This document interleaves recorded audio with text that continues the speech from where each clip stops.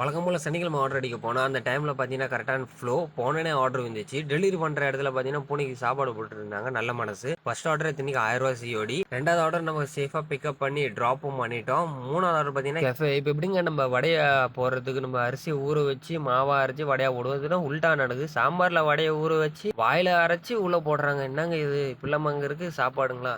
அதுக்கப்புறம் 4வது order delivery பண்ணிட்டு வந்துட்டோம். 5வது ஆர்டர் பார்த்தீங்கன்னா நான் எப்பவுமே தொடக்கூடாதுன்னு நினச்சதெல்லாம் இங்கே வந்து தொடர்றதா இருக்குது. அது உங்களுக்கு காமிக்க கூட முடியல, புரிஞ்சுக்கிங்கன்னு நினைக்கிறேன். அதுக்கு நம்ம பிரேக் டைமில் யூஸ் பண்ணிட்டு வந்துட்டோம். 7 மணிக்குள்ள வியூ பார்த்தீங்கன்னா சூப்பராக இருக்குது. அதுக்கப்புறம் பார்த்தீங்கன்னா ஃப்ளோ ஆர்டரும் பிச்சுக்கிச்சு, டிராஃபிக்கும் பிச்சுக்கிச்சு. அவர் மழையும் வந்துருச்சு. நல்லா நம்மள்ட்ட ரெயின் கோட் இருந்தாலும் ப்ரொடக்ட் எதுவும் ஆகாமல் சேஃபாக ரெயின் கோட்டில் வச்சுட்டு போய் டெலிவரி பண்ணிட்டு வந்துட்டோம். இதான் நாங்கள் செகண்ட் லாஸ்ட் ஆர்டர் கேட்பரி.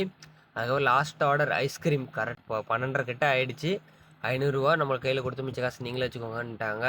நம்ம இன்னைக்கு எவ்வளோ மணி நேரம் வண்டி ஓட்டியிருக்கோம்னு பார்த்தீங்கன்னா 14 மணி நேரம் 10 நிமிஷம் நம்ம வண்டி ஓட்டியிருக்கோம்.